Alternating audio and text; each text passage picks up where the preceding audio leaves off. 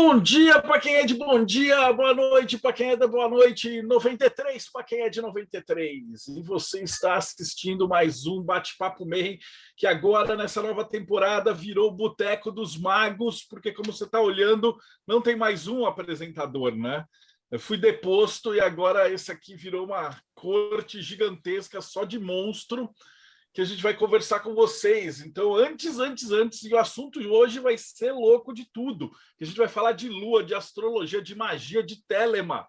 Uma convidada show de bola. Mas antes, eu tenho que anunciar a galera do Boteco, né? Então, seja muito bem-vindo, Rodrigo Celso. Salve, ansioso aqui para mais essa aula. Dos Reinos Enoquianos, Ulisses Massad. Salve, galera! Hoje é dia de 93 aqui e eu vou querer saber o que é ter a lua em peixes. Do irmão gêmeo malvado do Teoria da Conspiração, nós temos Thiago Tamussauskas. Boa noite, galera. Aqui é do mortesubita.net. Acessa lá para fazer um pouco de bagunça na sua cabeça. E hoje eu quero saber qual a importância de nascer com a bunda virada para a lua. E a menina de trás do espelho, diretamente do espelho de Circe, Jéssica Puga. Boa noite, querido. Seja muito bem-vinda, Bárbara. Ainda bem que tem outra mulher aqui comigo hoje, né? Isso que eu estou querendo saber. E do outro lado do planeta, diretamente do Japão, Robson Belli. Ohayou gozaimasu para quem está aqui comigo no Japão, Konbawa para quem está no Brasil. Acesse aí enoquiano.com.br para conhecer um pouco mais do nosso trabalho e vamos descobrir hoje o que a Lua tem a ver com Telema. E aí também a gente tem uma outra convidada, além da nossa convidada que vai falar, a gente tem outra, uma mestra de magia e tarô, que hoje está internacional, né? A Márcia Seabra achou que ela ia vir só assistir aqui, mas aqui é o Projeto Mayhem. Se você entra, você tem que brigar e subir no ringue. Então, seja bem-vinda, Márcia. Eu estou surpresa de participar, então, galera, um grande beijo a todos. Bárbara, eu quero saber muito mesmo sobre a Igreja. Quero que você fale tudo sobre ela. E para apresentar a Bárbara, Thales Azevedo. Primeiramente, o que é a Eclésia, Bárbara? Na verdade, a Eclésia foi responsável por trazer essa palestra show de bola hoje, né?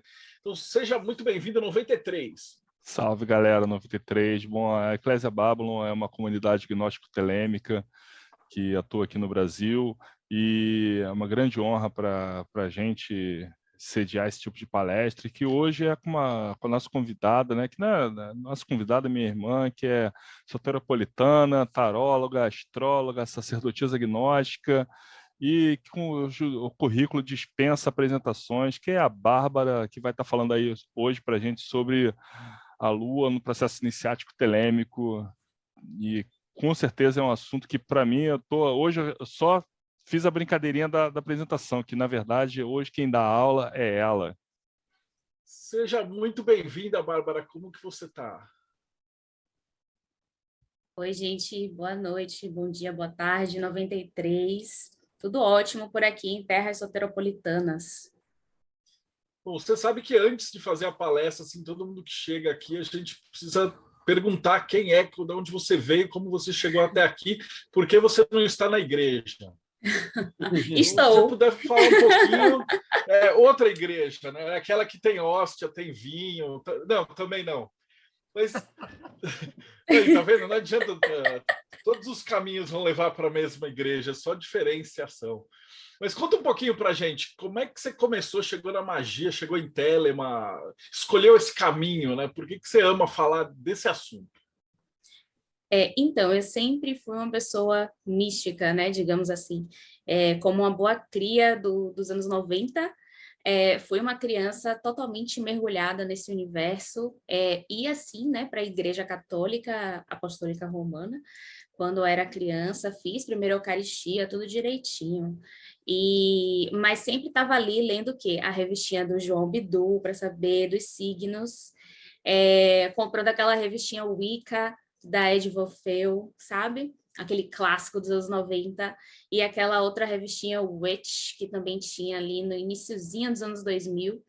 E eu sempre fui apaixonada por esses assuntos, sempre. Desde que eu consigo me lembrar da minha própria subjetividade. Mas passei por aquela fase clássica também, que muita gente passou, de chegar ali na adolescência e romper com tudo isso, né?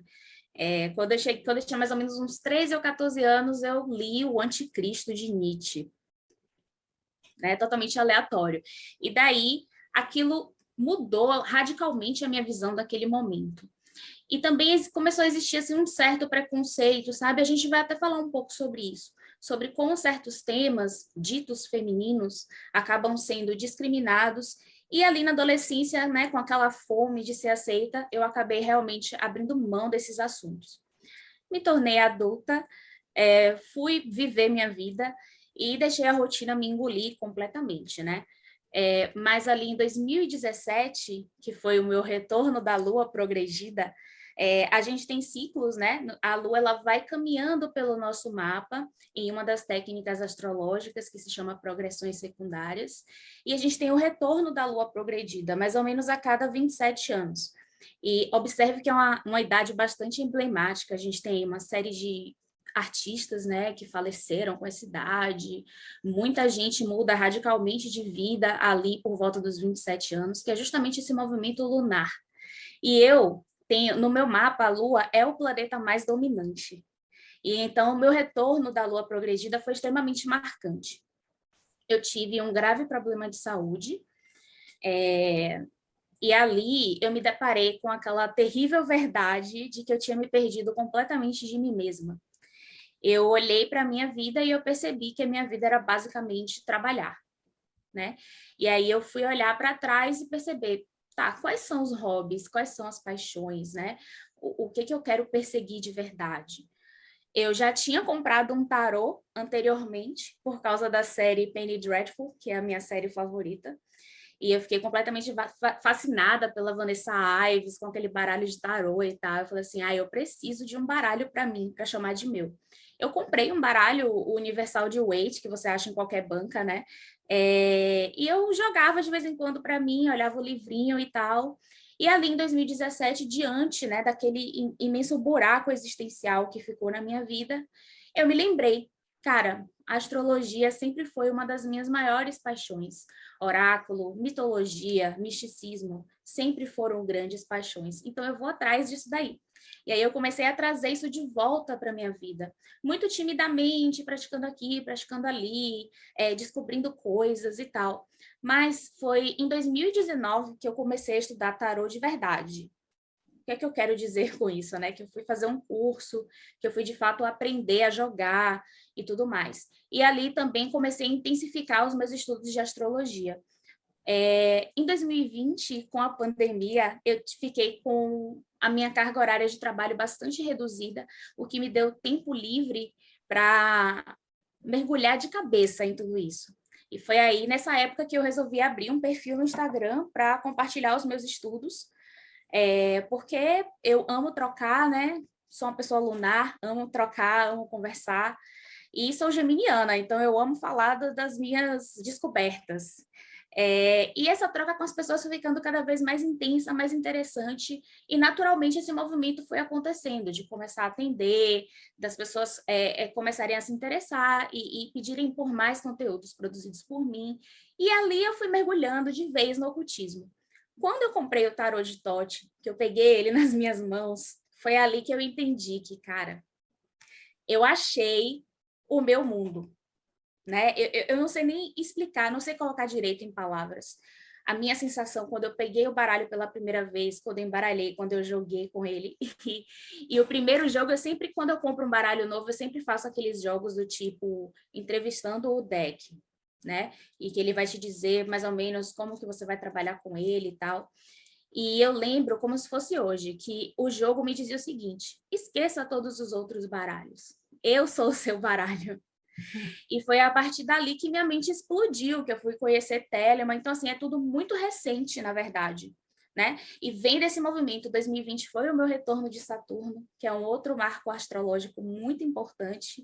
E aí veio realmente essa cobrança, né? De tipo, ok, você está aqui nessa fase dos 30 anos. O que você vai fazer a partir de agora? o que você vai levar adiante, né? Você vai se reconectar com a sua essência e com as suas paixões, ou você vai deixar tudo ficar para trás no comodismo de uma rotina fácil? E eu escolhi não deixar tudo cair no comodismo da rotina fácil. Eu escolhi mergulhar de verdade nesse caminho. E quando eu conheci Telema e me tornei telemita, uma grande ficha assim caiu. Eu sempre me senti uma pessoa muito aleatória, porque eu sempre gostei de coisas aparentemente completamente desconexas.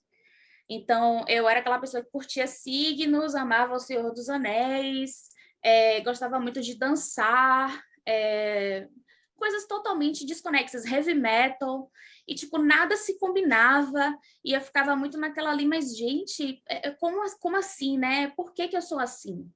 E, de repente, eu entrei eu conheci esse mundo, esse universo de Telema, e ali eu descobri que a minha vida tinha sido, até então, um acúmulo de retalhos, né? E faltava a linha e a agulha para uni-los e transformá-los numa colcha. E essa linha, essa agulha foi Telema. Então, eu vejo assim, cara, eu estudei grego clássico como matéria optativa na faculdade, né? Eu fiz letras. Então, eu cursei grego clássico, tipo, como assim, né? E hoje eu tô lá, tipo, no Rubi Estrela, Apopantos Calcadaimonos, entendeu? Então, tipo, a coisa, ela se amarrou de uma maneira que realmente deixa pouco espaço vazio para perguntar se era ou não para ser, se combina ou não, se vai ou não, simplesmente é. E foi, e está sendo, e eu me permiti viver essa jornada, me permito todos os dias viver da forma mais intensa e recompensadora possível para mim. E a cada dia eu descubro mais conexões, mais magia, digamos assim, e a cada dia a coisa faz mais sentido. Então, basicamente, é isso.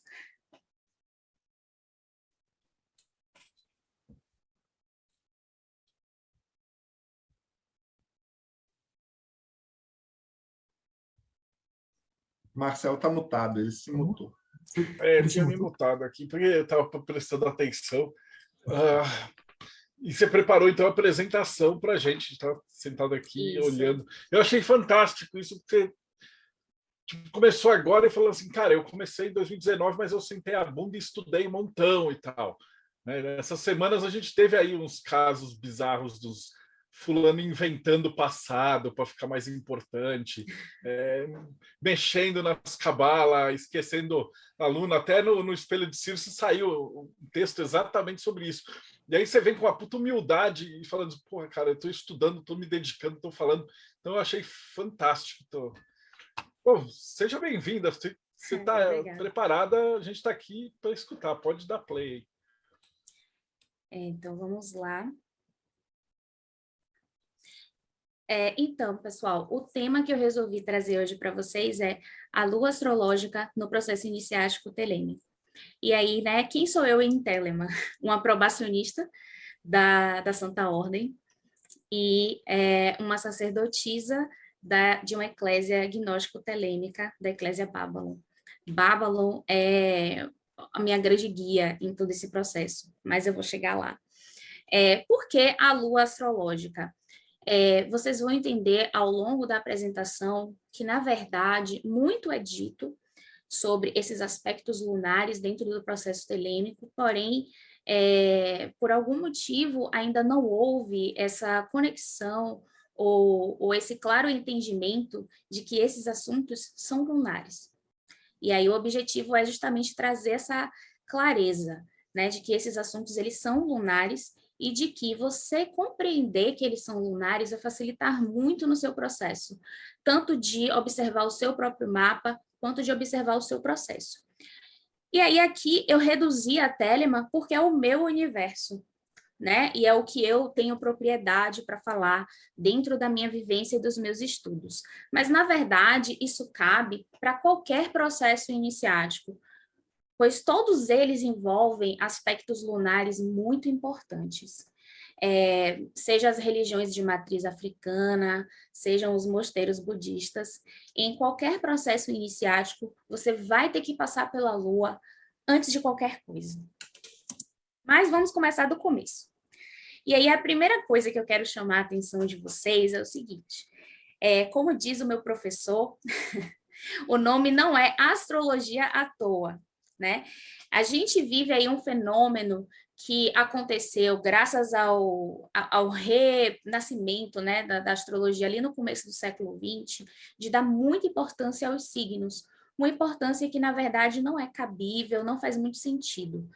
Por quê? Porque o signo ele é um coadjuvante, talvez até um figurante, a depender da técnica que a gente esteja utilizando, né?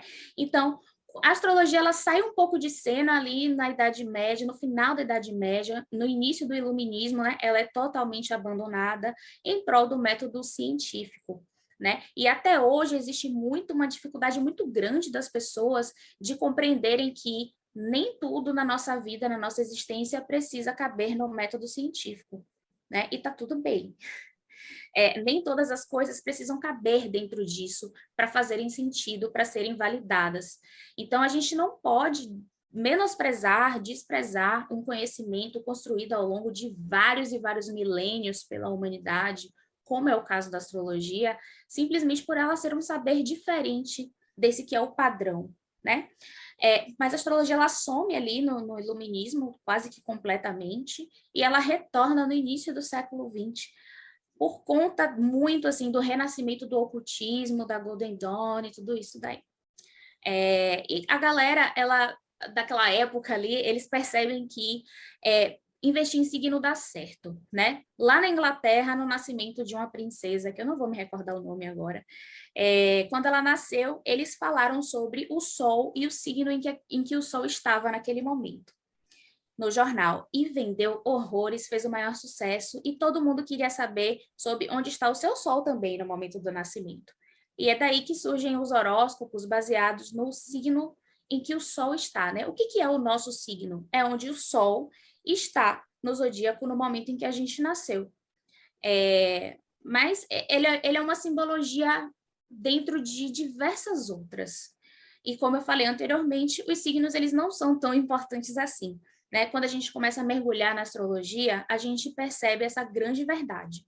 Não é signologia, é astrologia, porque os astros são centrais, são os mais importantes. E, dentre os astros, quais são os mais importantes? Os luminares, Sol e Lua, né? Os luminares, eles são doadores de vida. Os luminares, eles são as grandes fontes de luz, eles são a parte mais importante da nossa essência, de quem nós somos. Então, eles são realmente posicionamentos extremamente importantes, os mais importantes dentro de um mapa natal. Porém, isso não quer dizer que a gente pode simplesmente menosprezar os demais, porque todos os planetas, eles interagem no nosso mapa. Então, haverá relações, né, do Sol e da Lua com outros planetas, às vezes de forma favorável, às vezes de forma desafiadora. Então, nada está isolado dentro do nosso mapa natal, né? Mas a gente entende, sim, que há essa importância aí especial. Né? Então, assim, o Sol, ele vai ser a vitalidade, ele vai ser a identidade, ele vai ser a consciência, né? Ele vai ser essa coisa realmente mais exuberante e um pouco mais mental, né? Ele é a consciência, então ele é um pouco mais mental. E a Lua, ela vai ser o nosso corpo, a nossa nutrição, e essa nutrição, ela é tanto alimentar mesmo, quanto no outro sentido, um pouco mais figurado, do que vai, de fato, fazer com que a nossa vida tenha sentido, do que vai trazer satisfação, né? Quando a gente não nutre a nossa lua, a gente não fica satisfeito na vida, né? E essa lua, ela precisa ser nutrida, tanto de uma forma bastante básica, como já eu vou mostrar para vocês, como também de uma forma um pouco mais sofisticada, né? E aí é que está o grande desafio de cada nativo, de cada pessoa, né? É você saber quais são as necessidades da sua lua, de acordo com o seu mapa, tá? E isso também nos traz esse outro movimento, né? Tipo assim, as pessoas, é muito comum as pessoas falarem, mas eu tenho a lua em Sagitário. O que é isso? Depende. É uma lua em Sagitário angular, está no ascendente, é uma lua em Sagitário na casa 5, é uma lua em Sagitário na casa 12, vão ser coisas completamente diferentes. É uma lua em Sagitário com aspecto positivo para Saturno, ou é uma lua em Sagitário com aspecto negativo para Plutão, tudo isso vai diferenciar muito a interpretação do mapa. Então, por mais que a gente dê linhas gerais, assim, significa isso, isso e isso, vai ficar incompleto e muitas vezes a pessoa não se sente contemplada, né? Por conta desses diálogos entre planetas que mudam completamente o sentido das coisas. Mas, enfim, o que é a Lua, né? Além dessa nutrição, além desse corpo, além da rotina, né? A Lua é o que a gente faz automaticamente. A Lua é o que a gente faz sem pensar no nosso dia a dia, sabe? Escovar os dentes é Lua, né? A gente não pensa, estou escovando meus dentes, estou circulando a escova com pasta dental agora. Não, não é assim. É automático. Então, isso é Lua. Tudo que a gente faz no automático é Lua. Todas as nossas reações instintivas são Lua. Então, eu vejo é muito comum ver pessoas que são muito ligadas à espiritualidade falando desse instinto, né? Que a pessoa sentiu que ela precisava fazer tal coisa, que a pessoa sentiu que ela tinha que seguir determinado caminho. E esse sentimento, esse instinto é lunar. Não é à toa que a maioria das pessoas que decidem fazer aí um caminho espiritual em suas vidas tem a Lua em um posicionamento importante, em um posicionamento estratégico no mapa. E aí eu trouxe essa citação para vocês do Stephen Arroyo. Ele fala: a Lua representa um modo de sentir e de ser de que a pessoa precisa estar ciente para se sentir interiormente segura e à vontade consigo mesma. O elemento da Lua, ou seja, se é no signo de ar, no signo de fogo, no signo de terra ou no signo de água, e as experiências a ele relacionadas alimentam a nossa necessidade de adequação. Por meio desses modos de autoexpressão, você está satisfazendo uma profunda necessidade interior, capaz de estabilizar toda a sua personalidade. E aqui eu já entrego o ouro da minha apresentação. Basicamente é isso.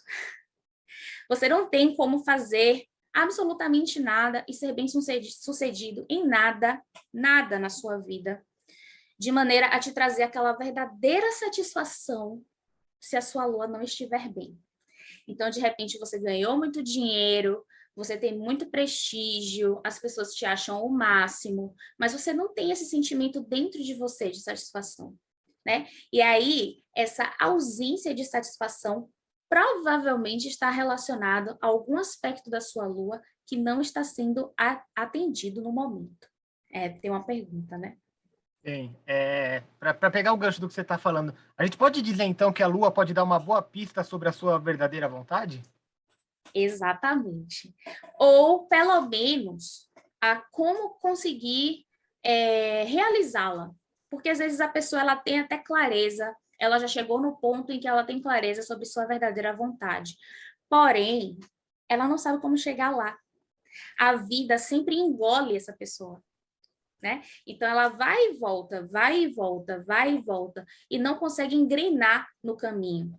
Por quê? Porque essa lua não está nutrida, porque essa lua está desorganizada, porque essa lua está muito aflita no mapa, e principalmente os aspectos aí de lua com Saturno, né? Que Saturno é esse estruturador.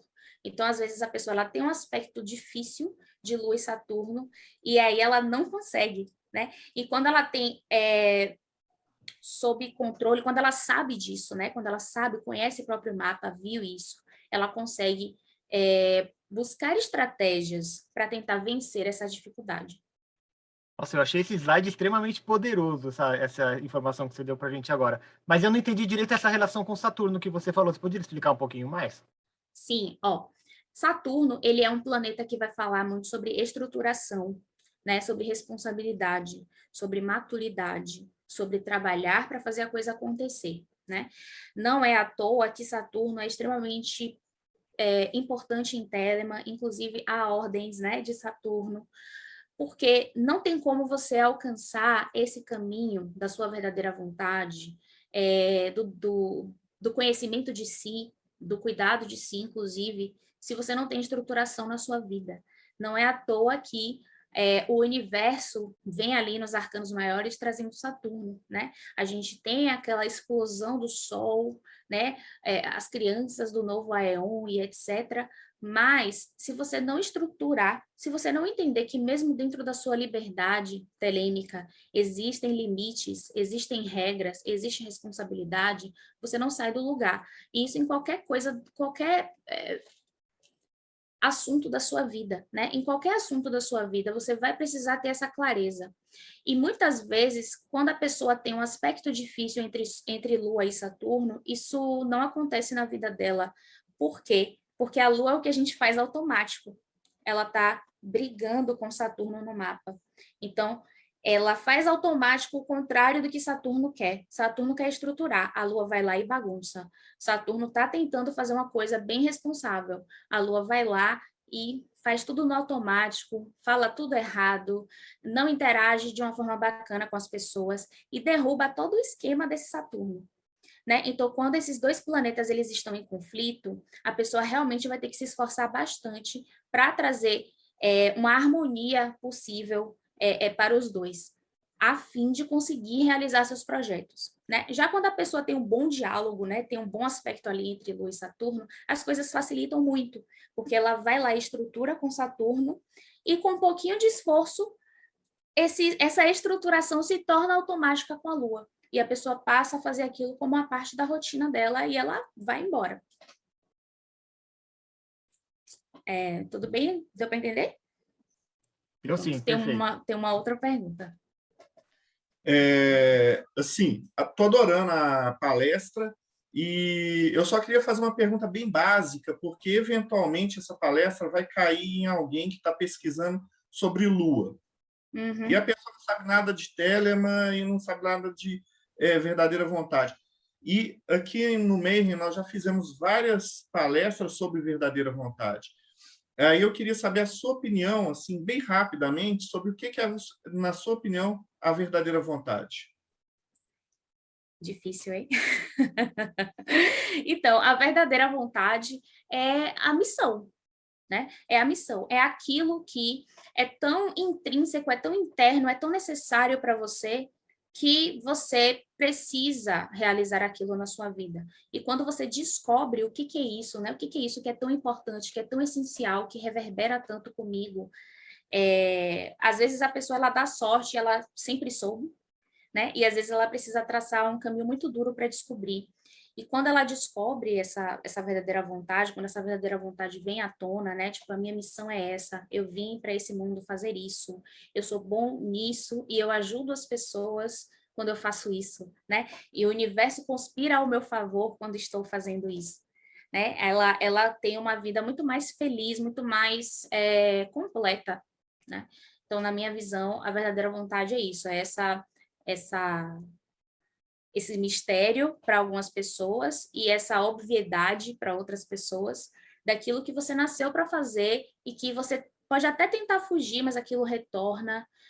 Você pode até achar que não, porque não é tão bacana para o que você planejou, né? Tipo assim, você queria ganhar muito dinheiro, mas a sua verdadeira vontade é uma outra coisa que não dá grana.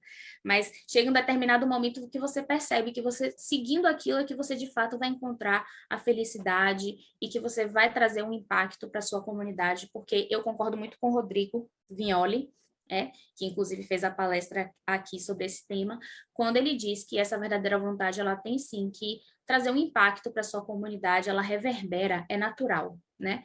Quando a pessoa realiza a sua verdadeira vontade, isso reverbera para a comunidade ao redor dela. Não existe verdadeira vontade de destruição, né? Se a pessoa ela está destruindo, acabando com a comunidade, acabando com as pessoas, delimitando liberdades, então isso não é verdadeira vontade, isso é outra coisa. E aí, olha só, a ideia dessa palestra veio assistindo o Rodrigo Vignoli. Eu admiro muito ele, eu achei ele um cara sensacional. E foi quando ele mostrou essa pirâmide de Maslow, que eu não conhecia, que tipo, veio aquele clique na minha cabeça e eu falei, cara, isso é Lua. né? Então, a gente discute muito, né? Telema, ele é um meio ainda bastante elitista. Eu espero que um dia a gente consiga mudar isso. Mas, por ser um meio muito elitista, muitas vezes essa conversa ela não acontece, né? Porém, é óbvio que a pessoa ela precisa estar assegurada para ela chegar no ponto de ela conseguir filosofar e elucubrar sobre a existência, né? Uma pessoa não vai pensar, qual que é a minha verdadeira vontade, se ela tem que trabalhar em 3 empregos para conseguir botar pão na mesa, né? Uma pessoa ela não vai pensar, qual que é a minha missão de vida, se ela não tem onde morar, ou se ela vê o filho chorar passando fome. Então, existem necessidades básicas que vêm antes, e a gente mora num país extremamente desigual. Então, esse é um assunto que precisa, sim, ser falado. E mesmo dentro daquelas pessoas que chegam a esse patamar de poder filosofar, existe muita desigualdade dentro, né, desse grupo muito restrito de pessoas.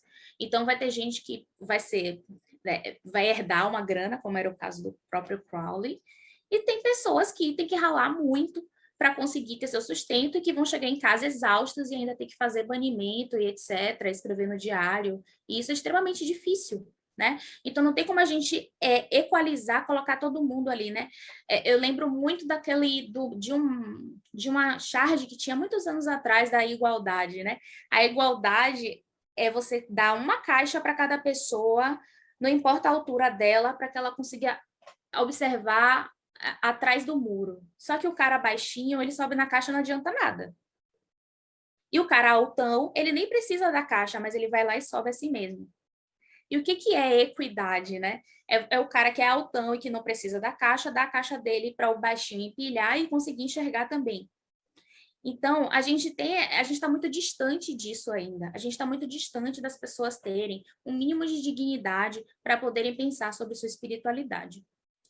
E quando a gente tem um mínimo de dignidade, né, como, colocando aí pessoas, por exemplo, de classe média, né, a gente tem que ralar muito, cara, né, e aí a gente trabalha o dia inteiro, a gente se acaba, etc., e a gente chega em casa cansado, e nem sempre a gente vai dar conta de todos esses desafios. E isso é muito lua, né, isso vai falar sobre aquela nutrição que eu comecei explicando.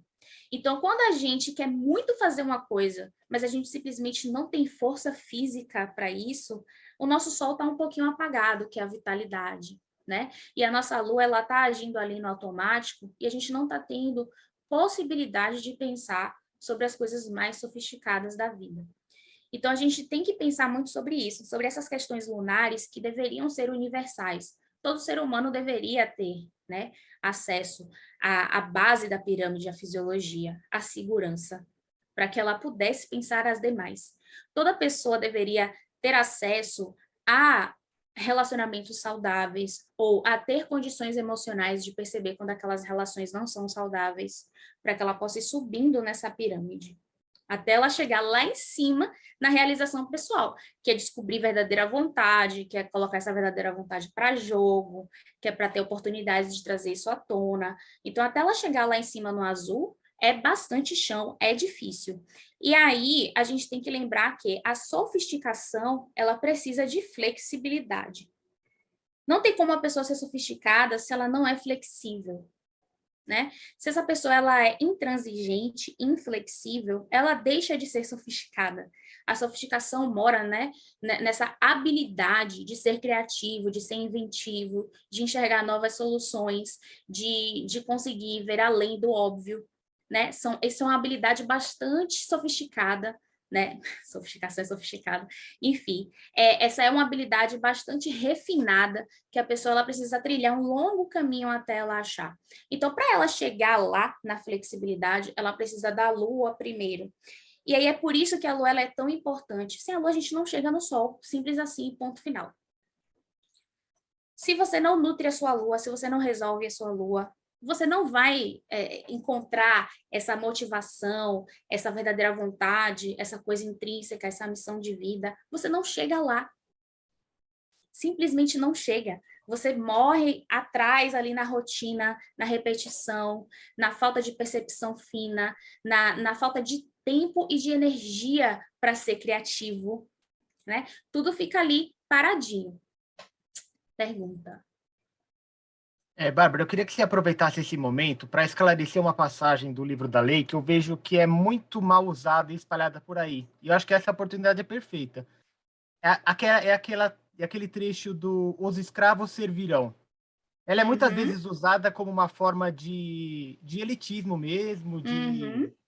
E eu queria que você desse qual é a visão que vocês têm na Eclésia, explicar um pouco melhor essa passagem para a gente, se for possível.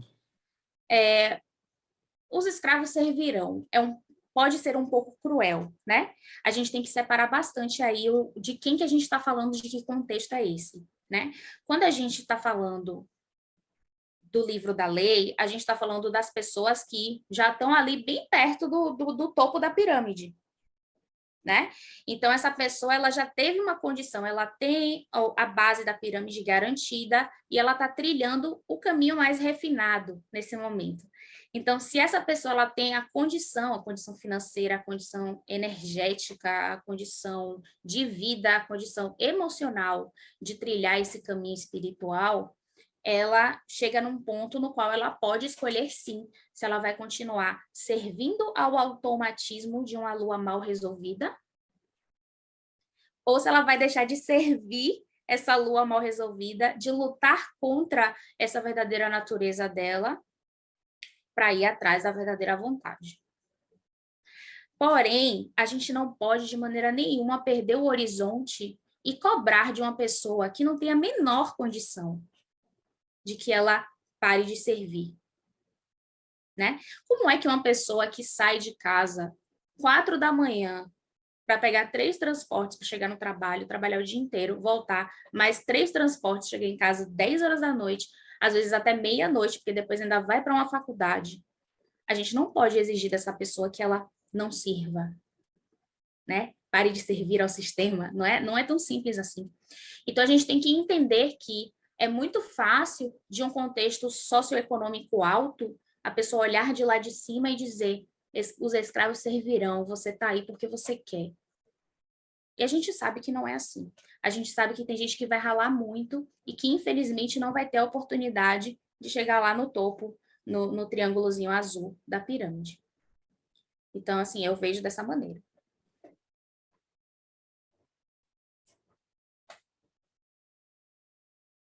Posso fazer minha pergunta?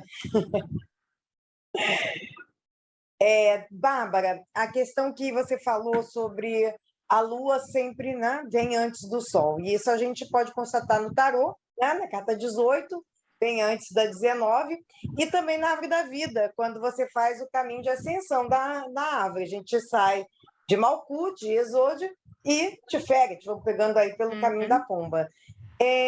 Qual é a minha questão? A lua que você trata, que você fala de nutrir, seria essa parte do nosso ego, que Exode estaria ligado? Como seria isso? Seria satisfazer a nossa base, né, que é a fundação Exode, e a partir daí, então, você conseguir chegar ao Sol, conseguir chegar onde está a sua verdadeira vontade, porque o Sol é no Sol que está ali o nosso sagrado anjo guardião, ou seja, em Tiferet. Então, a minha pergunta é essa: a lua que você está tratando, ela pode ser colocada como nosso ego? Eu acredito que sim, não totalmente, mas em parte sim. Porque a gente precisa de um certo conforto, e conforto tem a ver sim com o ego, para ir adiante, né? Mesmo que depois você decida que você vai vencer aspectos negativos do seu ego, né? Porque destruir o ego a gente não vai, senão a gente deixa de existir, né? Mas mesmo quando você entende que você vai desafiar o seu próprio ego para superar aspectos negativos, você já precisa estar num patamar no qual esse ego foi bem estabelecido, bem alimentado, fortalecido, né? Para que você chegue a esse refinamento. Porque o que é você sair da Lua para o Sol? É você sair do automático e passar para o refinado, e passar por aquele processo que é mais racional, mais analítico, mais em prol do seu desejo, do seu interno, da sua alma, da sua essência, né? Mas para você partir nessa jornada, primeiro você vai precisar nutrir sim, resolver sim, né? Você vai ter que ter uma base sólida, porque senão você não consegue, né? Ou você se perde totalmente nesse processo e pode causar muito mais danos do que ganhos para a pessoa, né? Que está tentando aí desesperadamente, né? É você tentar viver melhor a sua essência quando você nem sequer tem domínio da sua rotina. E aí, daqui a pouco, eu vou mostrar isso, não sei se é o próximo já. Então, aqui eu trouxe esses conceitos que eu acho que são extremamente importantes e que esclarecem também um pouco o ponto, né? Então, o que é anomia? Anomia é quando você não tem nenhum tipo de estruturação, né? Quando você está simplesmente indo com a maré, totalmente desorganizado e caótico, você não sabe o que está fazendo. Então, a pessoa, quando ela existe em anomia, ela não tem a menor condição de correr atrás da sua verdadeira vontade. E aqui a gente está falando de uma pessoa que até tem comida na mesa, tem um teto sobre a cabeça, tem uma condição melhor, já consegue pensar sobre sua existência, mas ela não enxerga que ela tem que organizar a vida dela primeiro, antes de seguir adiante no processo. Então, a anomia é o caos total, né? Aí a gente tem a heteronomia.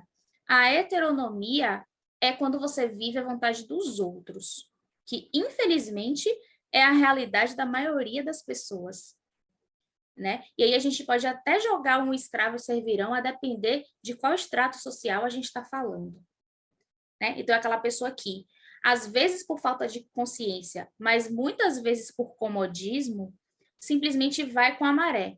Ela abre mão de suas escolhas, por mais que isso seja doloroso e difícil, por mais que ela pague um preço muito alto por isso, mas em prol de se encaixar, em prol de viver de uma maneira mais tranquila. Ela simplesmente vai com o fluxo, ela vai com o que a sociedade dita, né? E aí a gente finalmente chega na autonomia. A autonomia é quando você se governa, é quando você faz a sua verdadeira vontade, é quando você tem noção de quem você é mesmo, né? É quando você ativa esse modo, tipo, eu sou assim, meu sonho é esse, a minha missão de vida é essa, eu enriqueço o meu meio quando eu sou assim, então é isso que eu vou fazer. E aí, nesses 3 conceitos, a gente consegue jogar bastante. A anomia, lá que eu expliquei anteriormente, essa relação difícil Lua e Saturno, então Saturno até tá ali, coitado, tentando fazer alguma coisa, mas essa Lua bagunça sempre e não rola, e a pessoa vive num caos. Essa heteronomia, a gente pode pensar até numa lógica do velho Aeon, né? Então, o velho Aeon, em que as pessoas vivem comandadas, né? Em que as pessoas não têm liberdade, em que elas seguem o fluxo, das religiões, que ditam sempre o que elas devem fazer, em que elas seguem o fluxo do sistema econômico, do planeta, né? E a autonomia é essa busca de todas as crianças do novo Aeon, né? De nós que aceitamos a lei de Telemann. É da gente buscar se governar, é da gente buscar a nossa liberdade, entendendo que liberdade existe dentro de certos limites. A liberdade existe quando a sua Lua, o seu Sol, o seu Saturno, eles estão em harmonia, né? Quando a sua Lua age automaticamente, todos os dias você está ali praticando as coisas que você precisa para fazer com que o processo de estruturação da sua vida dê certo, de maneira que você consiga realizar a sua verdadeira vontade, de que você consiga viver a sua essência em sua máxima potencialidade, né? Então, é esse casamento. Inclusive, quando a gente para pensar, né, o caminho de Yesod para Tiferet é a arte. Então, a gente pode pensar nessa alquimia dos luminares, né? Não adianta ter um luminar separado do outro. A alquimia, ela vem, ela precisa, os luminares, eles precisam estar casados, unidos nesse propósito, né? É uma relação de simbiose, não tem jeito.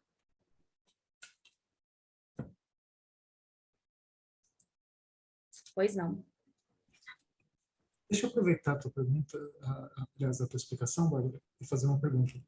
Você falou da relação dos luminares, né? Sol e Lua e de Saturno.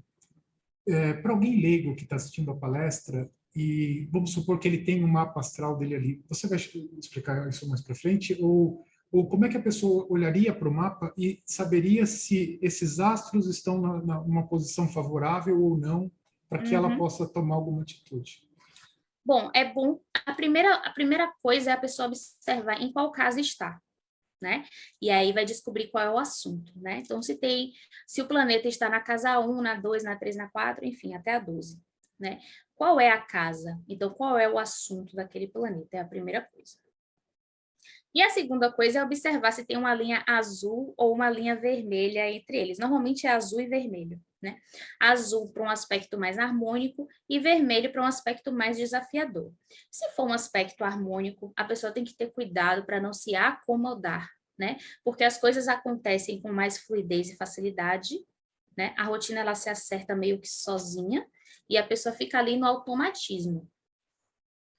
Então, as pessoas, ai, meu Deus, meu mapa é cheio de aspectos difíceis, linhas azuis, linhas vermelhas e tal, mas às vezes essa pessoa, ela vai ter mais facilidade de acertar essas arestas, justamente porque ela está ali envolta em desafios, do que a pessoa que tem muitas linhas azuis e que fica ali com as coisas se resolvendo, e ela não tem essa autonomia de resolver as coisas. Porque as coisas elas se acertam, então a pessoa fica lá, não preciso me esforçar, daqui a pouco isso aí se ajeita só, né? Que é o grande problema dos bons aspectos.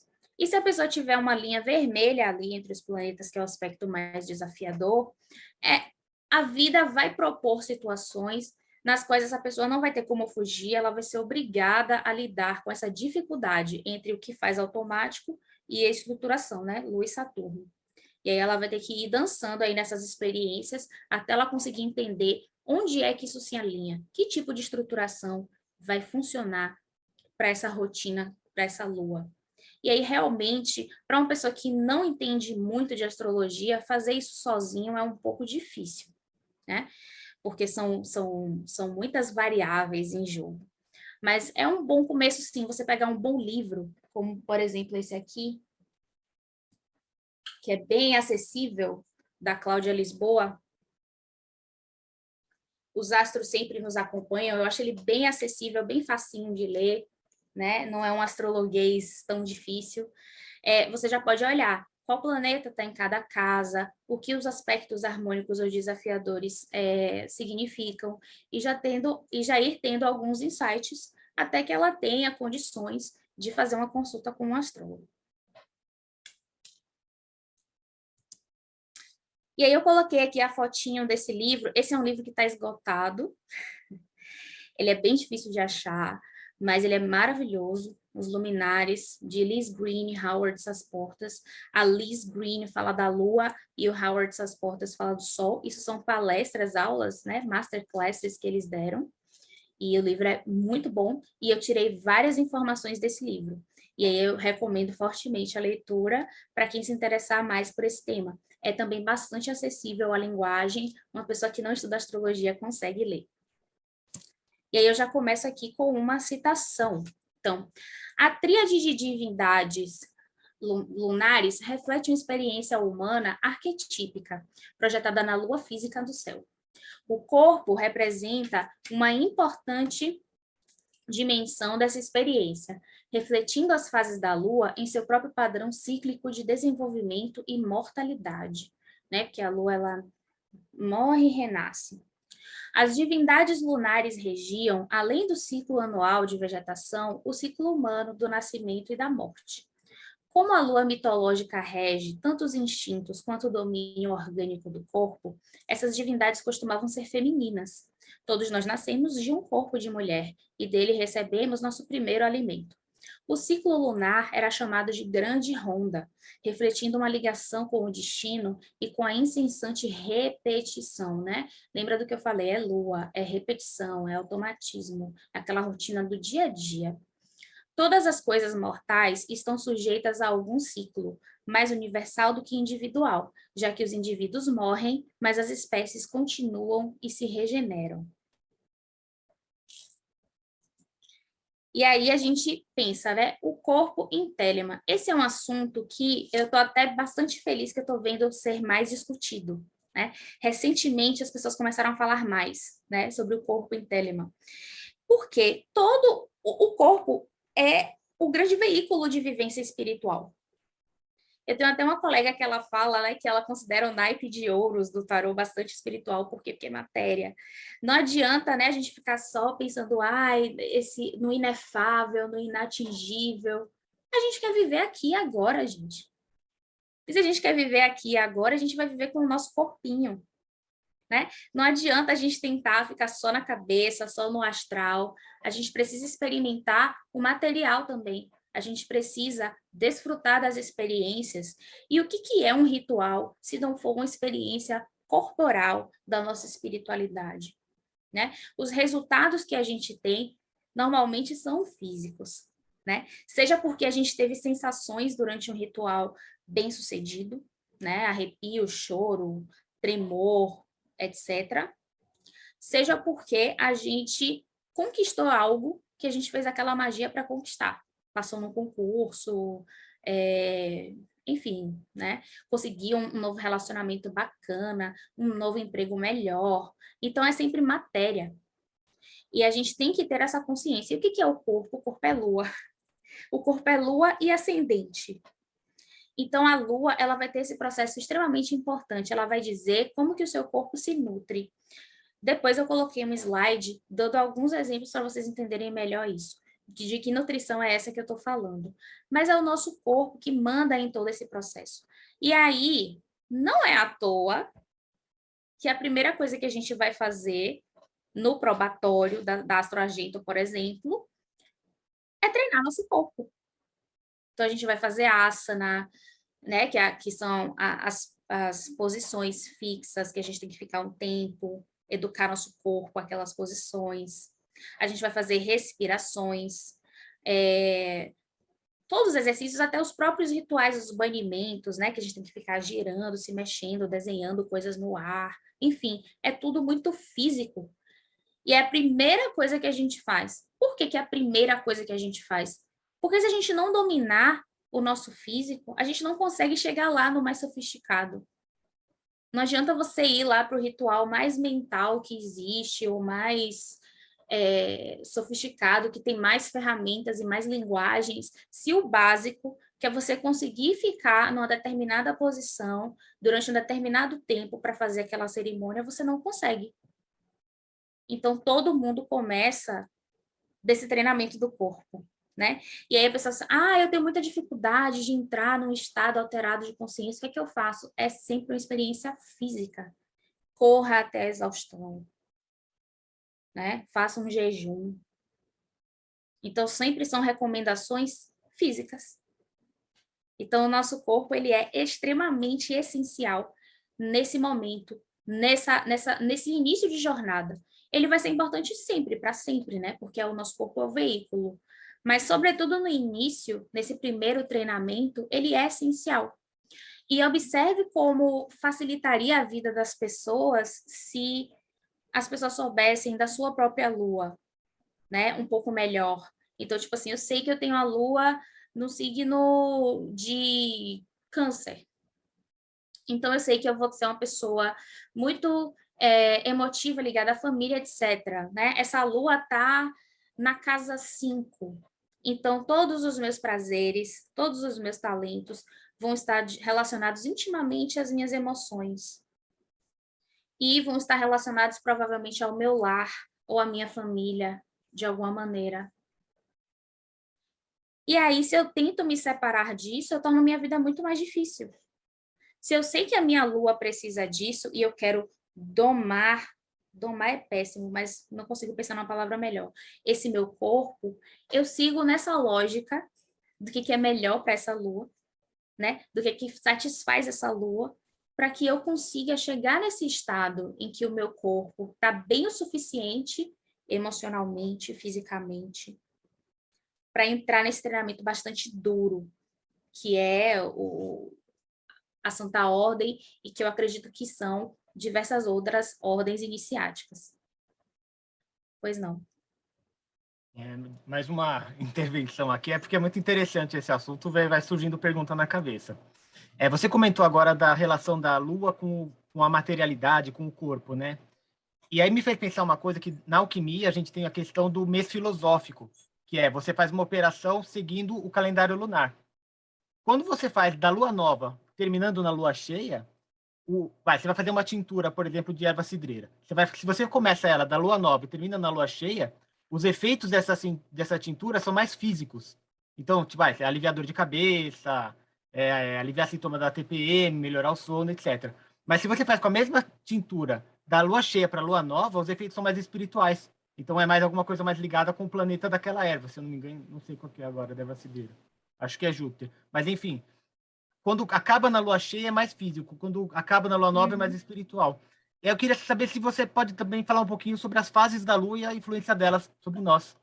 Sim, e tem tudo a ver realmente, porque, né, a lua cheia, ela é esse ápice, né? A lua, ela influencia, obviamente, no nosso planeta e no nosso corpo, né? A gente tem, inclusive, mais nascimentos na época de lua cheia, mais bebês nascem, né? As marés aumentam mais. Então, é realmente uma relação muito física.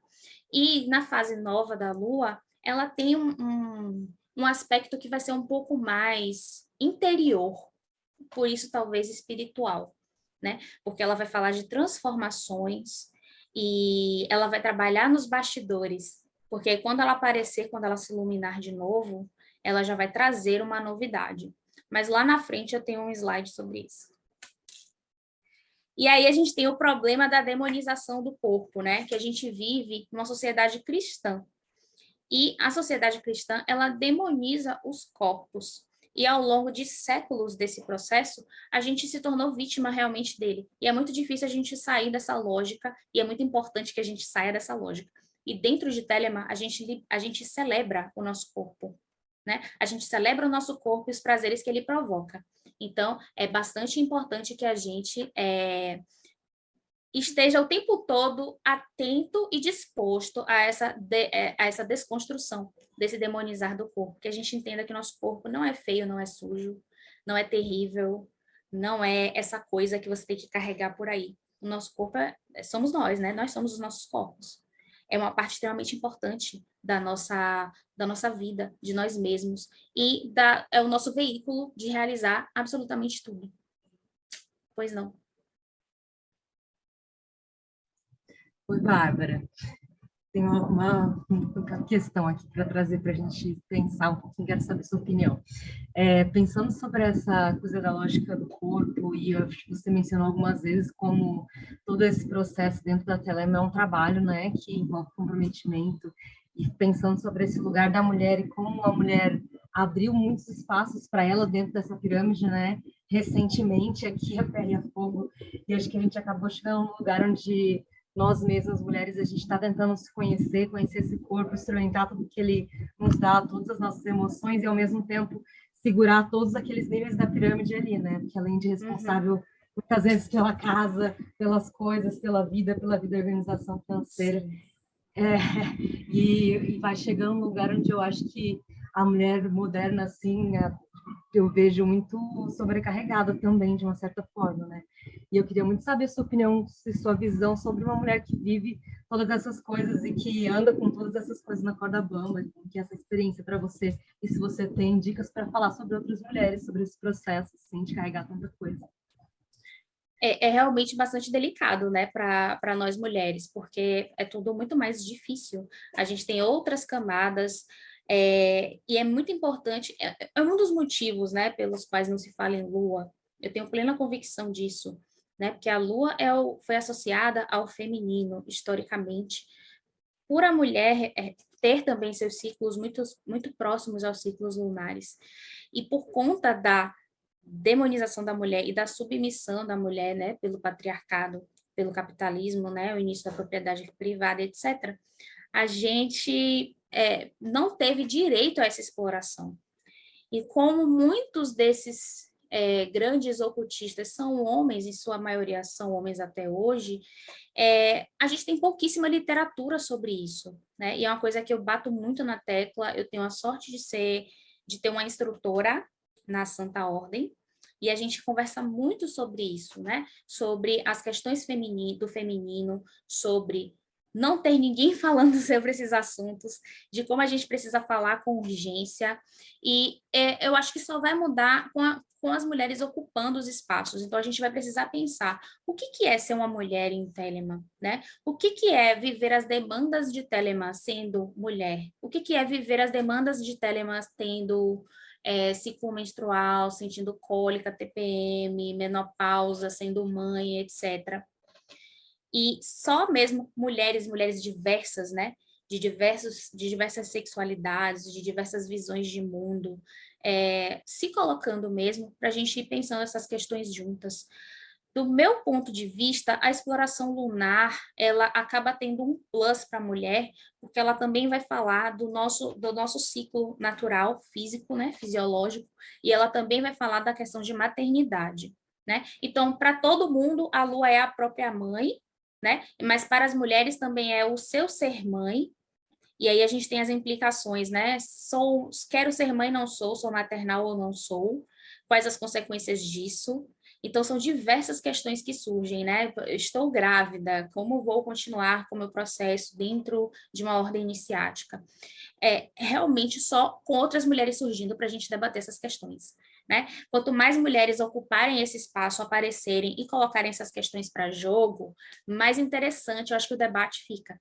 Existe uma ocultista que ela faz isso de uma forma bastante interessante, que é a Modali. Eu não sei se vocês conhecem, mas ela é sensacional e ela tem diversos artigos que são muito instigantes, né? E ela não tem medo de polêmica, ela levanta as questões mesmo para a gente refletir, para a gente explodir o cérebro. E aí eu recomendo bastante a leitura dos artigos dela, tem muita coisa no site dela. Se vocês colocarem no Google, acham muito fácil, a Modali. É Amodali. Se eu não me engano, ela é britânica e ela é excelente, ela levanta muitos questionamentos que derretem, assim, meu cérebro, sabe? E aí é isso, precisa ter mulheres pensadoras, precisa ter mulheres se colocando e pensando sobre isso, né? Então, eu acho que a gente trazer a Lua como algo muito importante em Telemann é um passo, do meu ponto de vista, né? Porque a Lua é extremamente importante, mas ninguém fala que tudo isso é Lua. Ninguém fala que um probatório é uma grande Lua.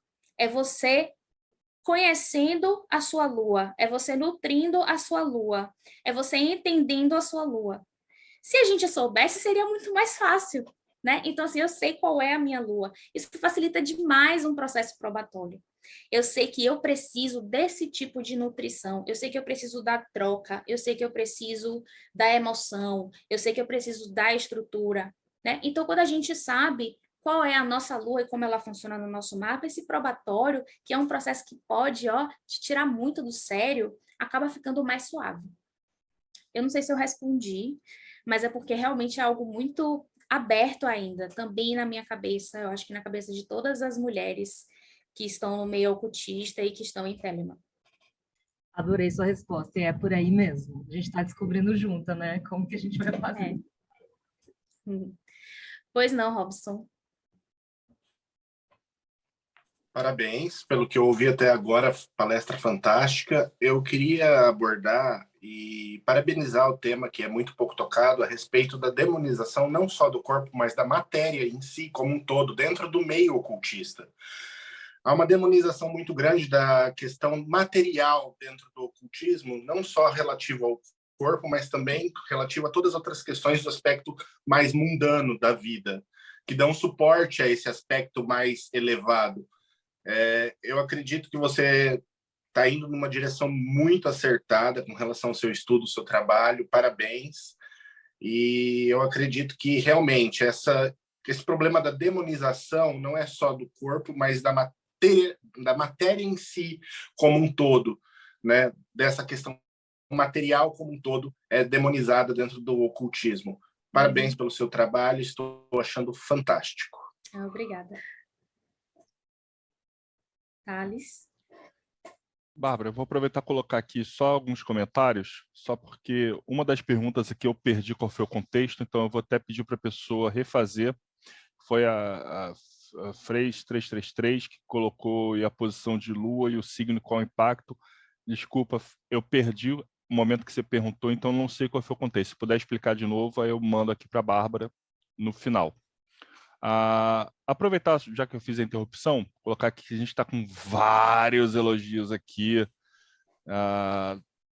Verônica colocou perfeito trazer esse aspecto. A própria Frei falou, pô, felicidade só completa quando é compartilhada. A Helene te elogiou, pô, uma das mulheres mais dedicadas e competentes que eu conheço. A Débora colocou, Bárbara é toda a qualidade. Bob entrou aqui e falou que queria agradecer ao Projeto Mayhem, todos os irmãos aí para essa força tão positiva e edificante para a nossa comunidade. A Dácia, no momento você falou da pirâmide mágica, falou que é muito importante, muito bom falar sobre isso. O Robson colocou aqui que é muito difícil para quem tem que se preocupar com o boleto realizar a grande vontade. A Thay comentou de considerações mega importantes. E a Thay deixou na sequência uma pergunta que ela colocou assim, muito pertinente a visão, qual a visão de Telemann a respeito de situações kármicas de ação e reação muito reforçadas por algumas religiões. É uma pessoa que não consegue nem cuidar da sua própria sobrevivência com qualidade acaba passando pela vida sem entrar em contato com sua verdadeira vontade, é fruto de karma. Aí entra também qualquer pessoa que tiveram essa obstrução na expressão da sua verdadeira vontade. Eu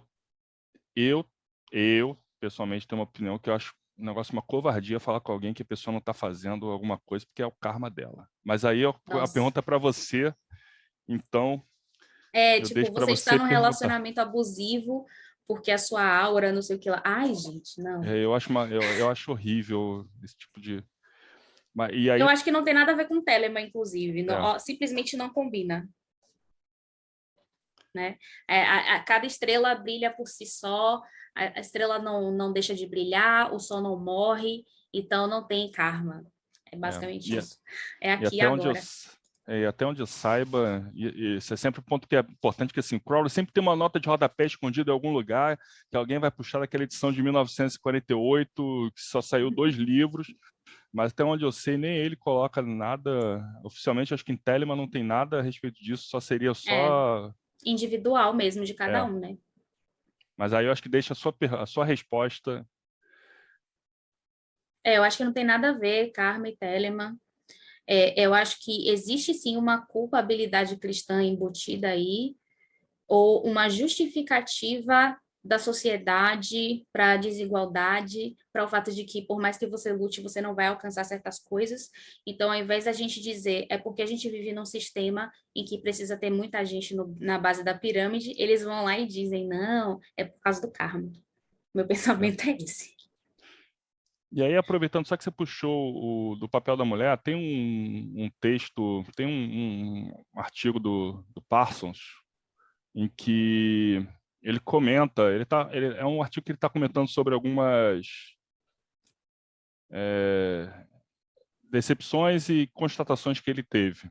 E aí, em determinado momento do artigo, ele diz que mesmo no meio lá do grupo que ele participava, os homens normalmente viam nas mulheres 3 facetas: a mãe, a esposa e a amante.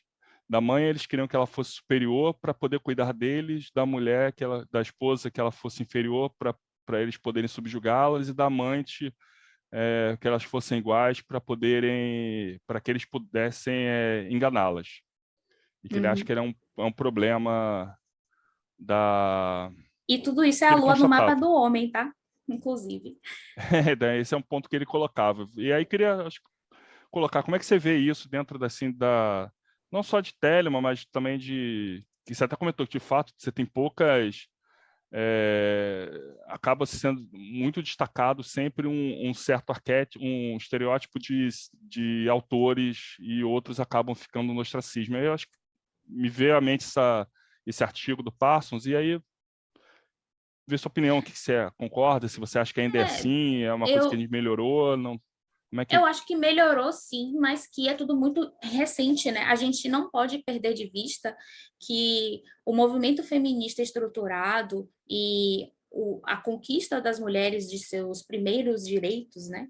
É muito recente, a gente está falando de uma coisa de 60 anos. Isso é muito pouco, isso é um tempo de uma vida. Historicamente, é muito pouco. Então, a gente realmente ainda tem um longo caminho a trilhar. Mas é muito interessante essa citação do Parsons, porque isso vai falar muito sobre a lua no mapa do homem. Então, um homem que tem interesse em se desconstruir, digamos assim, em ser melhor em relação a essas relações de gênero, pode pegar a sua lua e fazer essa análise, né?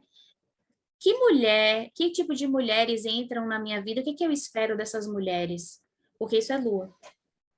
E aí, essa investigação do homem pode ajudá-lo nesse caminho de ter um relacionamento mais saudável com as mulheres, sejam elas a mãe, irmãs, amigas e amantes. Marcinha.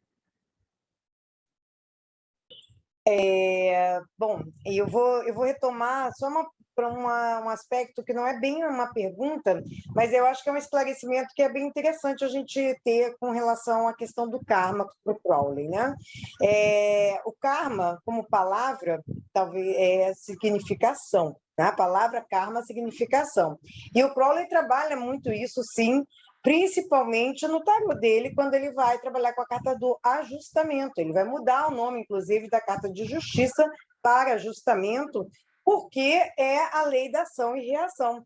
O karma nada mais é, pelo menos telemicamente falando, do que toda ação vai ter uma consequência, vai ter uma reação. Você que dê conta disso. Faça as suas boas escolhas lá nos enamorados. E o resultado disso está nessa operação mágica que é a vida entre alfa e ômega, né? Que a Maat ali, aquela deusa, está segurando. Então, é interessante a gente pensar que esse karma que foi falado anteriormente foi um karma do sistema mais do espiritismo, que é kardecista. Uma cristianização, né? Exatamente, com viés muito cristão, e de culpa, de você estar pagando. E, na verdade, não é esse o sentido de karma. Karma, como palavra, é ação. É só para dar um pouquinho essa visão, Não, porque excelente. tem sim, Crowley trabalha com essa ideia sim, tá? Muito obrigada. Eu vou adiantar aqui um pouquinho, eu vou pular essa citação. E aí a gente vem aqui, ó, o equilíbrio entre os luminares, né? Eu já até acabei comentando sobre isso, inclusive de Exod para Tiferet, a arte, etc. O novo Aeon e a superação do Deus morto tem muito a ver com o que a gente está falando. Então, é a gente deixar essa ideia para trás, né, dessa era do Deus morto, e a gente lembrar que o Sol, né, somos nós, cada um de nós é um Sol. E que aí o Sol não morre, ele está lá brilhando 24 horas por dia, todos os dias. E dessa maneira a gente não precisa ficar nesse desespero, né, de morrer e renascer, de fazer as coisas no extremo desespero mesmo, mas que a gente pode entender que nós continuamos brilhando e que a gente respeite os nossos ciclos e que a gente entenda que, por exemplo, quando a lua está nova ou quando é noite, né, quando o sol não está aparecendo, ele ainda está ali trabalhando por trás dos panos. Então, às vezes, a gente está no momento mais de reclusão, a gente está no momento em que às vezes as coisas não estão dando tão certo assim, mas é aquele momento em que a vida está se reorganizando, porque é um fluxo contínuo, é um ciclo contínuo. E agora, no novo Aeon, a gente tem essa consciência, a gente tem esse entendimento.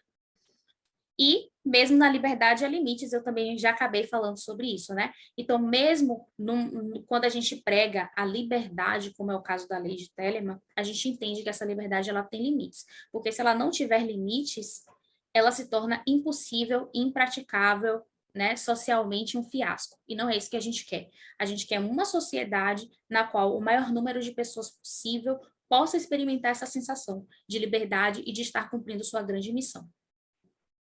E aí eu trouxe Júpiter e Saturno, porque são os planetas sociais, que vão falar muito da dinâmica social da gente. E que aí a gente, olhando no mapa de cada um, a gente pode entender onde que a sociedade aperta mais aquela pessoa para dar essa ferramenta para ela, né? A partir do momento que ela sabe, a sociedade me aperta mais aqui, né? Numa autossabotagem, por exemplo. Então ela vai trabalhar naquele ponto específico, tá? E aí eu trouxe esse pensamento meu para vocês. A verdade é uma, porém se manifesta em diversas facetas ao longo da vida.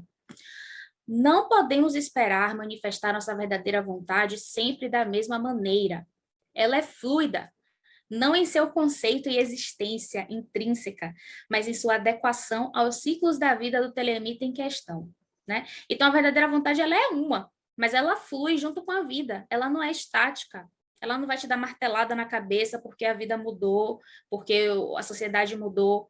Ela vai fluir junto com isso e se ressignificar. Apesar da verdadeira vontade ser uma, ela será sempre expandida. E os ciclos de expansão geral são necessariamente ciclos de eliminação e ressignificação, né? Então, a gente deixa algo para trás para a gente ressignificar isso e fluir para o novo, né? E quando a gente para de fazer isso, a gente para de viver. Isso é saudável, né? Essa ressignificação, esse processo de fluir, esse processo lunar das fases. Não altera o valor das experiências e das realizações. Tá? Então, eu acho que é o grande ponto aqui. E aí a gente entra na velha história, né? Eu vejo isso muito comumente, as pessoas...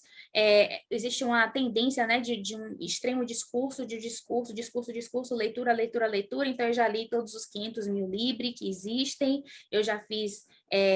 um resumo de todos eles, eu sei eles de cor e salteado, eu faço citação à torto e à direito, eu sei tudo, mas e a prática? Né? Fora do story tá tudo bem, tipo, fora do story você tá lá praticando, escrevendo no seu diário, fazendo a coisa acontecer, tendo resultado, tendo sensações, experimentando essa espiritualidade materializada, ou você tá só ali no Sol, Mercúrio, Sol, Mercúrio, Sol, Mercúrio, né? Eu só analiso, não experimento. Tem que experimentar, né? Então, por isso que a gente começa pela Lua, porque a experimentação é essencial. Se a gente não experimentar, teoria é só teoria. A mágica literalmente acontece na prática, né? E não no discurso. Então, eu vejo isso muito comumente em muitas pessoas no meio telêmico, esse apego extremo ao discurso, mas a gente tem que lembrar de praticar, a gente tem que lembrar de experimentar, a gente tem que lembrar que é na matéria que isso se dá de verdade, tá? E eu também já falei bastante sobre o contexto sociocultural, então eu vou pular. Ser telemita no século XXI, a era líquida e novas existências lunares. Então, além de todas as questões, né, a gente vê os indivíduos se libertando aos poucos, né, as mulheres, as pessoas de diferentes sexualidades, enfim. E isso causa a existência de novos perfis, de novos corpos, de novas demandas. Então, ser telemita no século XXI é muito diferente do que era ser telemita 100 anos atrás. Isso a gente tem que ter muito claro, isso a gente tem que abrir a nossa cabeça. É aquela coisa de deixar para trás o que não faz mais sentido e de ressignificar para fluir com o novo. Então, a gente precisa, e eu acho que já passou da hora, né, da gente ter realmente essa diversidade de presença no meio telêmico, dessas pessoas que têm suas existências lunares em outros corpos, que estão em outro lugar de discurso e que vão trazer ideias novas e refrescantes para a gente. Tá? E eu também já falei bastante do probatório, né? Tudo retorna e não existe nada de novo sob o sol, porque tudo já foi feito antes pela Lua. Então, quando a gente ganha a consciência, na verdade, a gente está tendo clareza do que já está ali prontinho pela nossa Lua. É a nossa Lua que vivencia, que experimenta, que sente, que digere e que deixa tudo prontinho para um belo dia a consciência chegar e você, opa, ter aquele insight. Mas se a Lua é tão importante, por que é tão pouco falada no meio telêmico? Eu acho que isso é bem óbvio, né, gente? Infelizmente, a gente vive numa sociedade patriarcal e capitalista. A Lua ela foi associada ao feminino e por conta dessa associação, tudo que é feminino é menor, é secundário, é desimportante, etc. E a gente perdeu demais com isso, tá? A gente perdeu muito. A gente está ali num atraso, a gente poderia estar muito lá na frente se a gente sempre tivesse tratado a nossa Lua com o devido respeito. Mas por conta desse patriarcado, né, que repele o nosso corpo, que repele as experiências, que repele as emoções, que diz que a emoção é errado, a emoção é feio, que diz que o corpo é sujo, que o corpo não deveria ser experienciado, né? Que diz que Tudo que foge do padrão de uma rotina perfeita não é bem quisto, não é bem visto. Então, a gente está lá atrás ainda nesse sentido. E a gente precisa recuperar isso para ontem. Porque a partir do momento que a gente adquire consciência de que todo esse processo que é tão sofrido, tão difícil para todo mundo que começa sua vida iniciática é lua, né? Isso ganha um outro patamar e uma outra cor, uma outra possibilidade. Mas e Babylon, né? Eu, enquanto sacerdotisa de Babylon, tinha que falar dela. Onde que Babylon entra nessa história toda? Para mim, ela entra, primeiro, porque ela é a mãe de tudo e de todos. E se ela é a mãe, ela é a lua. E aqui fica uma coisa interessante, algo que eu pretendo estudar, tá? Vou precisar de cobaias, inclusive. Se a lua no mapa de um telemita pode falar da relação dela com Babylon, né? Eu acredito que sim. Porque ela é uma mãe espiritual. E a partir do momento em que ela é uma mãe espiritual, eu posso sim, de repente, ter essa experiência a partir da minha lua, né? Por exemplo, no meu caso, que tem uma lua ali no final da casa 12, coladiano ascendente, essas experiências psíquicas e misteriosas da casa 12 tem tudo a ver com a minha relação com Babylon, tá? E a experiência dos 77 dias do chamado de Babylon, o chamado de Babylon é o ritual principal da Eclésia Babylon, tá? É um ritual que a gente faz por 77 dias e que a gente busca essa conexão com a egrégora e com a deusa, tá? Então, os 77 dias é uma experiência extremamente lunar. Por quê? Porque a gente vai dar um jeito de inserir uma prática relativamente complexa por 77 dias da nossa vida na nossa rotina. Isso vai exigir muita força de vontade, muita dedicação, um certo planejamento e um comprometimento. A gente volta lá atrás. Se eu não tiver mais ou menos estruturada, eu não vou ter condições de seguir os 77 dias, né? Então, isso pede uma lua pronta para essa experiência. Isso pede que eu prepare a minha lua para essa experiência, tá? Então, eu acredito que os 77 dias é uma experiência, né? O chamado de Babylon é uma experiência extremamente lunar nesse sentido. E, inclusive, porque depois, né, quando você de fato engrena nessa rotina, você adquire esse novo automatismo de você ter um espaço para a sua espiritualidade ali no seu dia a dia, todos os dias. Recomendo. E o corpo, nos rituais da Eclésia Babylon, isso é uma coisa que eu sinto e que eu observo todas as pessoas ao meu redor sentirem, a emoção, né?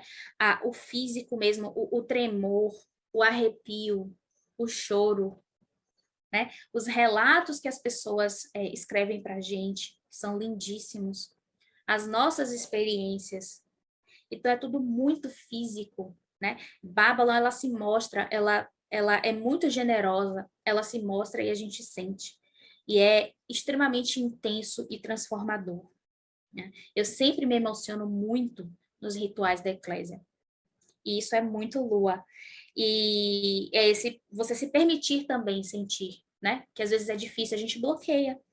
Porque a gente cresce, sabe, nessa noção de que a gente demonstrar essas emoções, de que a gente sentir, se jogar nessa sensação, é negativo, é errado, é feio.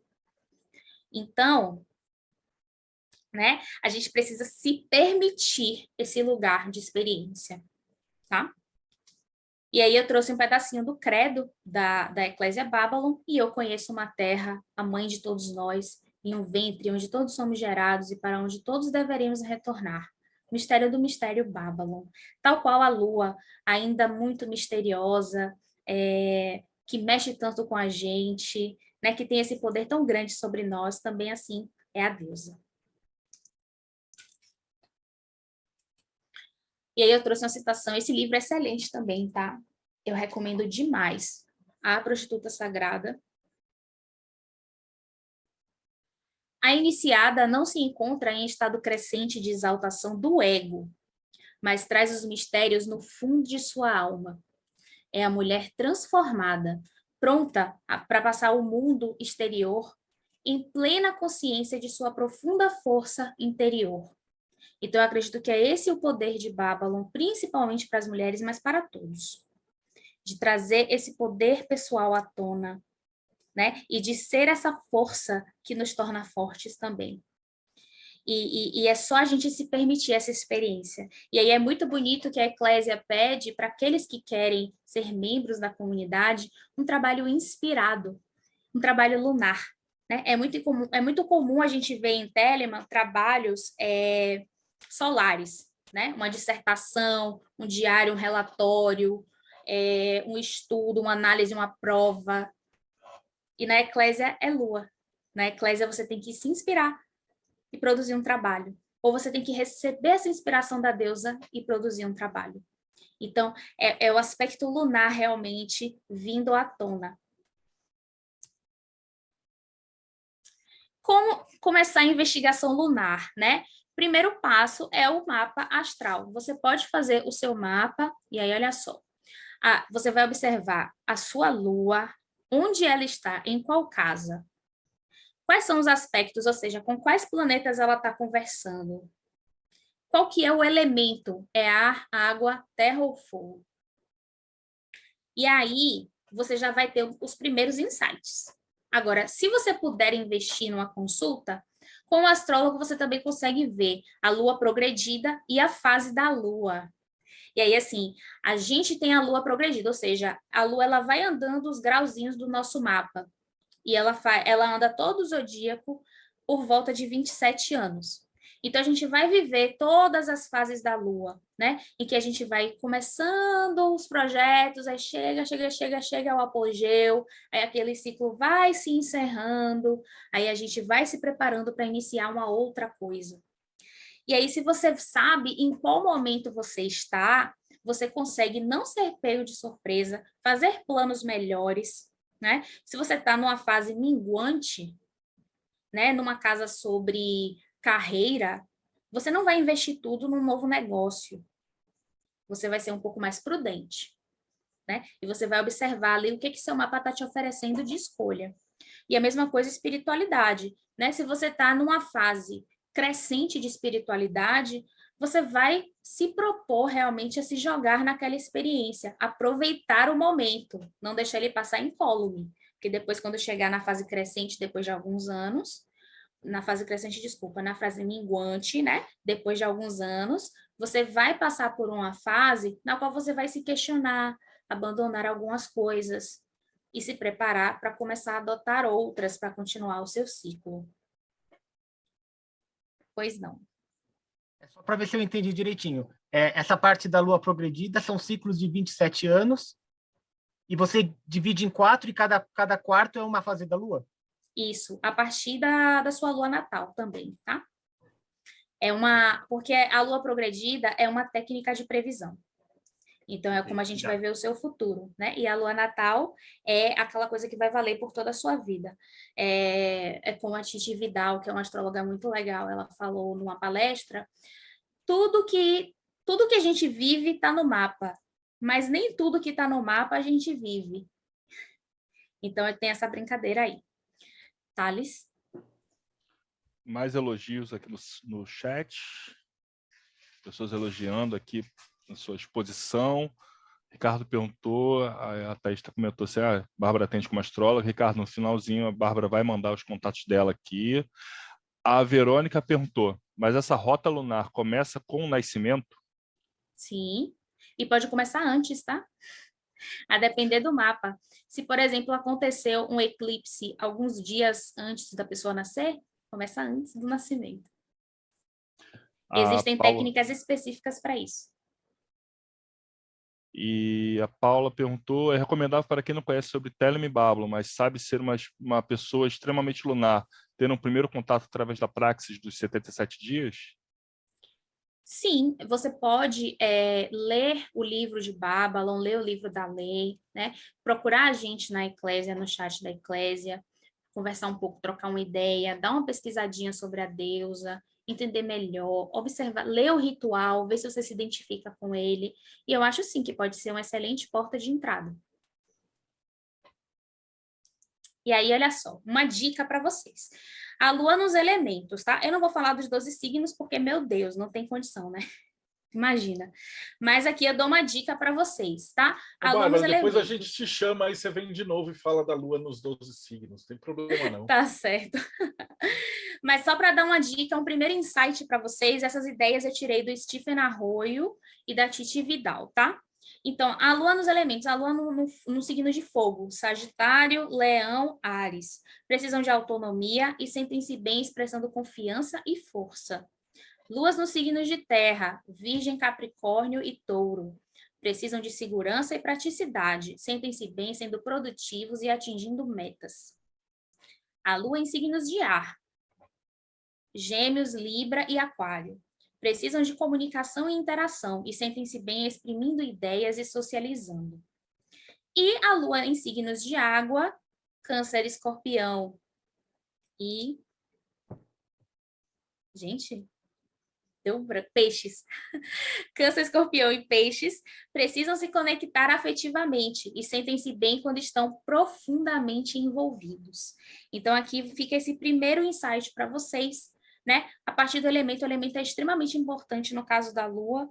Então, essa nutrição, ela precisa acontecer. Se você está, por exemplo, num trabalho, né? Você tem um signo de fogo e você está num trabalho que não te dá nenhuma autonomia, no qual você não se sente confiante, você não vai se realizar. E por aí vai. Então, essa linha de raciocínio que vocês podem puxar e já começar aí a ter importantes insights sobre a Lua de vocês.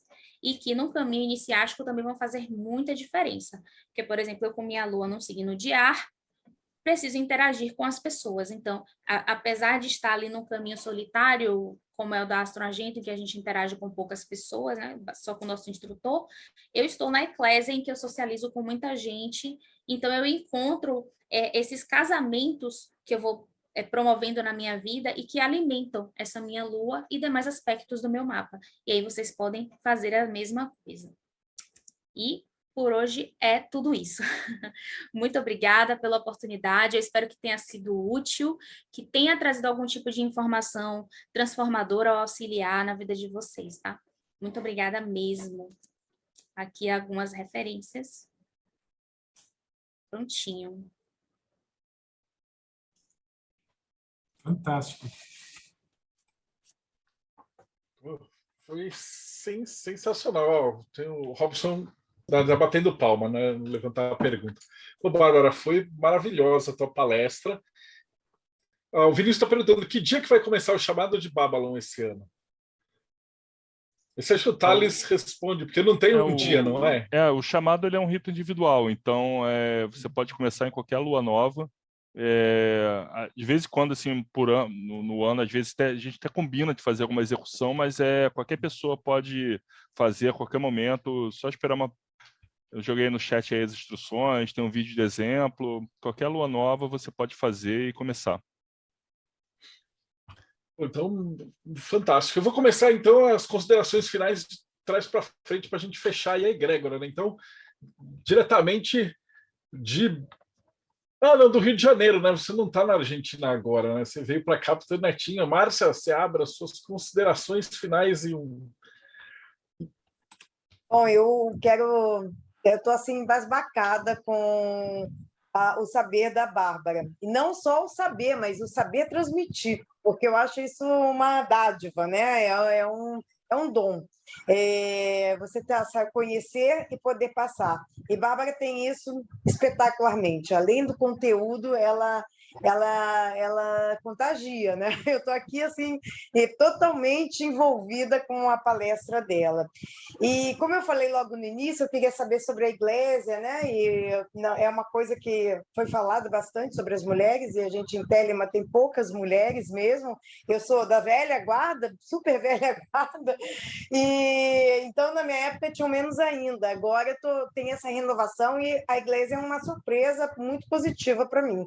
Então, achei interessantíssimo tudo que você falou, Bárbara. Eu acho que agrega demais para essa busca hoje da gente trazer mais para as mulheres Telemann. E eu quero te parabenizar, estou muito feliz com essa palestra fantástica que você deu. Tá? Obrigada. Ganhei o ano inteiro, não foi o dia, não. Rodrigo Celso, suas considerações finais. Eu estou maravilhado com a didática dela, com a aula que ela deu. Assim, foi fantástico passar esse conteúdo nesse tempo. Assim, foi muito bom. É um vídeo que alguém assim que não está sabendo muito vai entender e vai querer pesquisar mais. Tá de parabéns, Bárbara. Muito obrigado pela aula. Deixa só eu voltar antes de eu passar para o próximo. Ô, Márcia, como é que a gente te acha?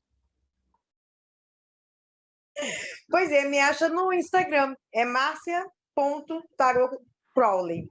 Tarot de Crowley, marcia.tarotcrowley. Esse é o meu Instagram, eu sou um pouco Sigam, gente, achada, façam né? curso. O curso dela é maravilhoso. Obrigada. Seguindo, Ulisses Massad, dos Reinos Enoquianos, considerações finais. Sensacional, Bárbara. O tema da palestra era a Lua, né? E hoje nós tivemos aqui no nosso boteco três mulheres, né? Coisa inédita aqui para gente, muito bacana. E, Bárbara, assim, no começo da palestra eu vi uma série de elogios e realmente não foram em vão, né? O teu conhecimento, a tua didática no tema foi sensacional. E a tua paixão, né? Que é o que a gente sempre fala aqui, né? Dava para ver seus olhos brilhando na hora que você falou que Telema era a linha que costurava todas as coisas que você tinha, que você estava estudando, que você estava vivenciando. Então foi sensacional, muito bom, parabéns. Ela se mutou sem querer. Obrigada. E, diretamente do Japão, Robson Belli, considerações finais. Não foi uma palestra, foi um curso. Vamos deixar claro isso aqui. Tá? Quanto mais mulheres, parece que melhor fica o boteco. Parabéns para você, Bárbara, foi fantástica a tua aula. Sou astrólogo, também sou estudante de astrologia. E olha, expressar com a maestria que você fez o conteúdo de hoje é sensacional. Parabéns. E estou ansioso para um retorno seu. O Marcelo sugeriu que você voltaria para falar sobre os signos. E olha, eu vou realmente ficar cobrando essa palestra. Nossa, obrigada, gente. Foi um desafio. Eu fiquei pensando, gente, será que eu vou ser acessível? As pessoas vão me entender? Foi realmente uma preocupação que eu tive o tempo todo, assim. Então, muito obrigada. Eu fico muito feliz de saber que deu certo. Foi foda. E o Robson, peraí, não desliga não. Onde é que a gente acha o Enoquiano? Se eu quero ver minha lua e tal, porque eu uso isso também lá. Pessoal, quem está procurando conhecer um pouco mais de magia enoquiana, pode procurar a gente no enoquiano.com.br. Lá vai ter um link para o nosso grupo de discussão. Só não assuste se amanhecer com quase 1000 mensagens no grupo. É um grupo que todo dia é muito corrido. Então, quem quiser vir é bem-vindo, tá? Nós trabalhamos com várias linhagens da magia enoquiana, desde a telêmica, Golden Dawn, satanista e tudo mais que você possa imaginar dentro do enoquiano. Então, temos gente de todo lugar lá, todos são bem-vindos. Todos. Maravilhoso. Então, o pessoal que está escutando a gente é o seguinte, a gente já está quase 300 episódios, mas a gente não aprendeu nada a ser youtuber, porque a gente fica tão empolgado, que a gente está batendo papo e falando perto dessa galera sensacional, que a galera esquece de fazer propaganda, jabá, essas coisas todas, né? E por falar em propaganda e jabá, cara, e o lado negro do Teoria da Conspiração, que trabalha muito com a Lua e dentro da alquimia, né? Tiago Tomussauskas, as considerações finais e como que a gente acha o Morte Súbita. É verdade, o Morte Súbita trabalha bastante com a Lua e não é de hoje. E quem quiser tomar um banho de Lua é só acessar mortesúbita.net e vai ter muito conteúdo lá. Mas olha, eu quero falar que eu já vi muita gente aqui vindo para o Bate-Papo Mayhem. Algumas pessoas dominam naturalmente o assunto e pode falar a qualquer momento. Outras pessoas, eu me incluo nessas, gostam de preparar com carinho o material para apresentar, para não dar nada errado. Deu para ver que você é as duas pessoas numa só. Você domina muito o assunto e você preparou com muito esmero assim, o que você apresentou com a gente. E foi com muita desenvoltura que você mostrou todo o domínio que você tem mesmo. Então, agradecer demais pelo que você passou por nós. E até, sei lá, ver a possibilidade de colocar mais uma membra aqui para o Bate-Papo Mayhem. Cabe 9 janelinhas lá, né? tá liberado. Vem mais vezes aqui, participa como entrevistadora também. Dá para ver que você pode acrescentar muito no nosso trabalho aqui. E só um comentáriozinho antes de passar a palavra. A Márcia comentou que, tanto no tarô como na Árvore da Vida, a lua vem antes do sol. Na alquimia também. O trabalho da prata antecede o trabalho do ouro. Então, você vê várias coisas dando essa mesma indicação da importância do que você passou para a gente hoje. E para quem quiser trabalhar os metais, como é que faz para acessar o Projeto Mayhem? E, aliás, o que é o Projeto Mayhem? Bicho, ainda tá faltando, calma, meu, você tá atropelando. Ainda tem o Thales e a Jéssica. Eu deixo por último, porque aí a galera já foi embora e tal. E deixa por último, então, que eu sempre pergunto. Já tá falando da prata, vamos falar do espelho. Então, Jéssica, o espelho de Circe, porque hoje acho que teve tudo a ver, cara. Aliás, vocês têm que chamar a Bárbara para eu falar lá. É exatamente isso que está arquitetando na minha cabeça aqui. Bárbara, primeiro, muito obrigada pela sua aula, foi maravilhosa, assim, de uma mulher geminiana para outra, esse seu poder de comunicação e de síntese, assim, deixou todo mundo de boca aberta aqui, fantástico. Eu acho que você conseguiu hoje me explicar de um jeito muito legal esse lance da verdadeira vontade, tudo que eu conseguia pensar, ouvindo você falar, era como é bonito e poderoso ver uma pessoa, e principalmente uma mulher, vivendo a sua verdadeira vontade.